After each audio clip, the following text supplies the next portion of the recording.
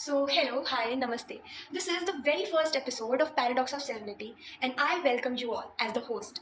And it gives me immense joy and maybe a few excited jitters to finally share this space with you. Now, let's get one thing clear. This podcast isn't just another background noise, it's a soft rebellion against the hustle culture and the I am fine filter we all wear every day. Here, we let it drop. Mental health isn't just a buzzword. It's not about pastel planners or Instagrammable self care routines. It's real, it's raw, it's often uncomfortable, but it's also incredibly human. So, whether you're turning in your walk, scrolling through unread DMs, or lying flat on your bed, staring at your ceiling fan, I'm so glad you're here. Because what we are building together, episode by episode, is a sanctuary for honesty. So, let's begin this journey. Today, as our guest, is someone who redefines the word prodigy. She published her first novel at the age of 11, created a space for youth voices through the youth story, and is now shaping communities through YouthCore. She is a recipient of the Commonwealth Award, a dynamic speaker, and someone who's walking the talk when it comes to youth empowerment and mental well being. Welcome to Paradox of Serenity, Risha. It's such an honor to have you here. Hi, it's my absolute pleasure to be here, and I'm so happy to be the first speaker on this as well. And I'm so excited about how this whole podcast will shape up, and I love what you guys do. So yeah, I'm so happy to be here. So, all right, before we dive into the serious stuff, so let's shake things a bit. So, if you could swap lives with any fictional character for a day, who would it be, and what's the first thing you'd do? I think so. When I was a kid, there was this character of Sophia the First, and I loved that cartoon. I was obsessed, and I always wanted to be Sophia. So now, if I had that option, I would be her. And yeah, just everything about her is so cool, and I would love to be her, honestly. Well, I also have the same opinion. So, like you published your first novel at the age of 11. So, can you take us back to the moment and what inspired you to write Tales of Twinkling Tweens? Right. So I've been a reader my entire life. I've loved to read, and I spent my entire childhood with a nose in a novel. And so this whole theme, so I always had this theme of writing since I was a reader as well, so I was into it. But then the whole spark on writing your own novel, I think it came from my sister. So one day me and her were at the library, and we were just finding something to read.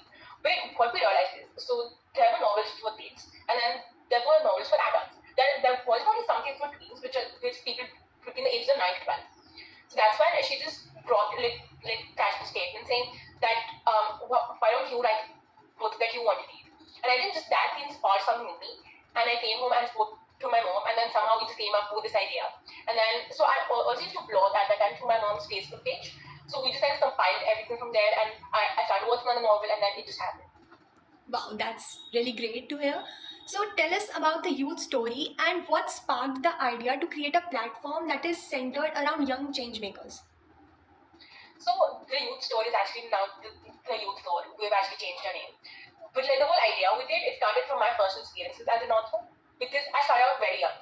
And at that time I thought that I'd write a novel and then I'd be the next literary superstar, I'd be famous, I'd be all over the news, and that didn't happen. None of that.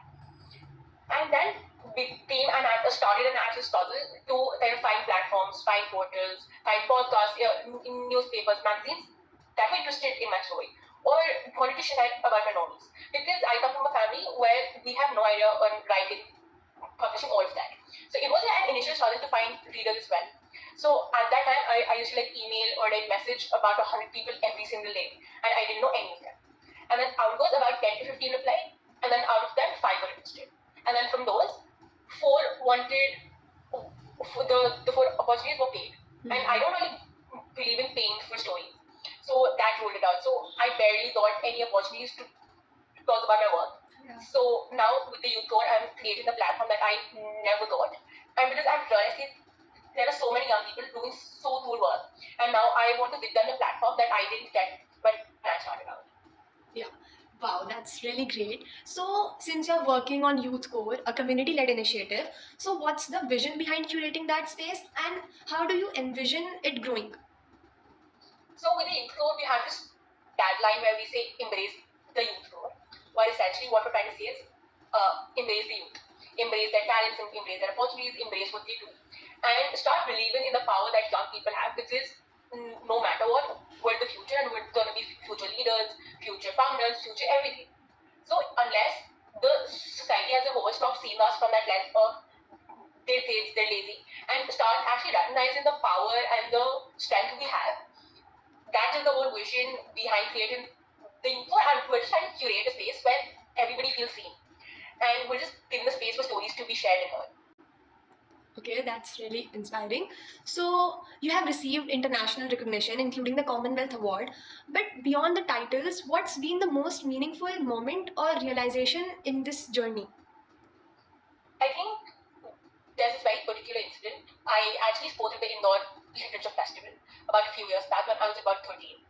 And so that's Central India's largest lit fest, and you have people from all over the state, all over the region now. And I was the youngest person on that panel, and I was very scared. I was very nervous. And when I sat on that stage and I looked across that audience, and I saw people twice my age or people older to me listen to what I had to say, I think that's when I realized that my voice has a power and my story has a power. And that's when I thought that I should use this as well. Okay, very nice. So, from your lens, what's the biggest strength our generation holds today? And equally, what's something that you feel is holding us back? I think as far as we talk about our big strength, I think something that Gen Z as a generation has is we don't listen to society or what others have to say. We listen to what we want and we place ourselves first. And many people see it as something bad, but I don't think it's bad. And I think we have the power to eliminate the noise, the stereotypes, what everybody else has to say, and actually just zone in on what you want. Yeah. I'm going to also start out very young. So our parents never could start out when they were 12, 13 or 15. But now kids these days are starting out. So we start out early. We have that power to work hard. But I think on the flip side of that, we're also subjected to a lot of struggles that our parents want. So I think social media is just a double-edged sword, where it also gives you opportunities and platforms, but it also kind of is the biggest distraction. So I think that's something that's holding us back. Is we're also wasting away a lot of our time and potential on stuff that won't matter.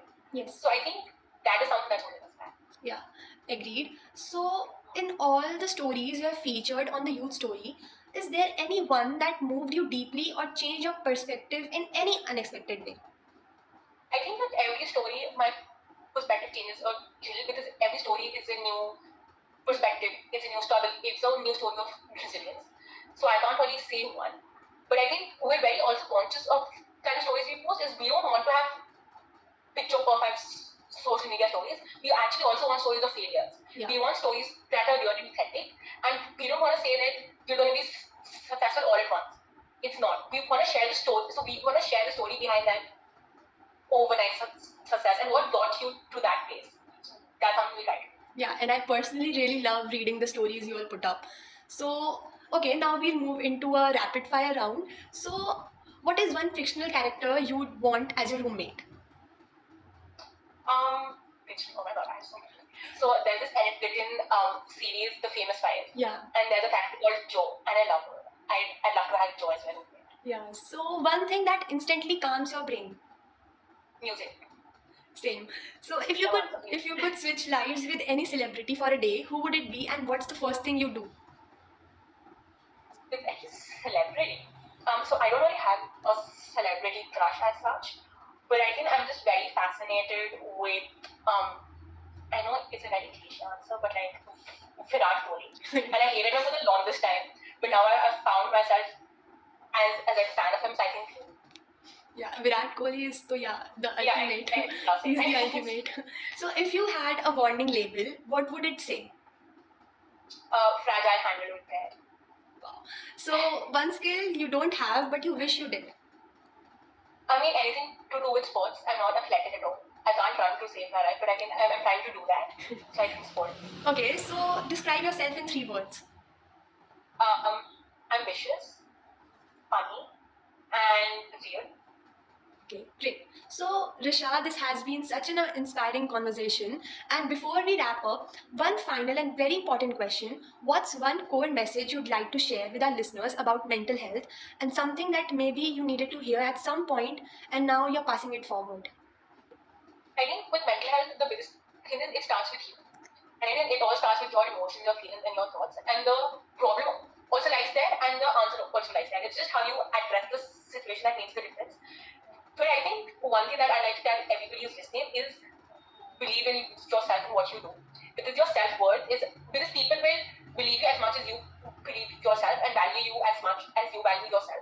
So I think that whole journey of being confident or self-love or positivity or just being in a general good headspace, it just believes with yourself and trusting and believing yourself first. And I struggled with that for the longest time. So I know it's not easy said and done, but I think that's the most important step towards having good mental health. Yes. So, any insight which you want to pass on as being a teenager, what you see a future of youth? I think we have a very bright future, but if we use it right. So I think we have more opportunities than any other generation. We have more talent than any other generation. We're more intellectual and more exposed than any other generation. So the potential is great, but it's also a double-edged sword. So if only we use this right, if we level this, the sky's the limit. Yeah. But in case we falter, we can also fall that time. So I think just be very responsible with the opportunities you have and just work hard. Yeah, so since people say that this generation is really responsible towards their career and everything, they manage it very properly. So what are your points on that? Like, do you think that people around you or your friends or anyone, do you feel that are we really into that responsible state, or it's just a shift of our mood, we can say, like we do things according to our mood? Again, we're not responsible. We're trying to be responsible. I don't think we've reached that stage yet. Yeah. I don't think we have that sense of responsibility with ourselves, let alone with our careers, schools, and all that. We have a very long way to go. But I think something that I've also noticed in a lot of young people and also people around me is we learn to hustle early. So we aren't afraid to work hard since a very young age. So I think that's something great. But then I think we still have a long way to go. We have a lot to learn. And we're definitely not the most responsible generation with a lot of stuff, but we're trying to be there. Yeah. So thank you so much to everyone listening. If a single moment from this episode resonated with you, don't ignore that tug on your heart. And to everyone, maybe today is the day you write your thoughts down, reach out to a trusted friend, or finally schedule that therapy session you have been putting off. You are not alone. Support Paradox of Serenity by following us and dropping a review if this podcast truly touched your heart. And if Risha inspired you today, go connect with her on her LinkedIn. Her work is exactly the kind of energy we need more of in this world. Until next time, stay soft, stay brave, and stay you.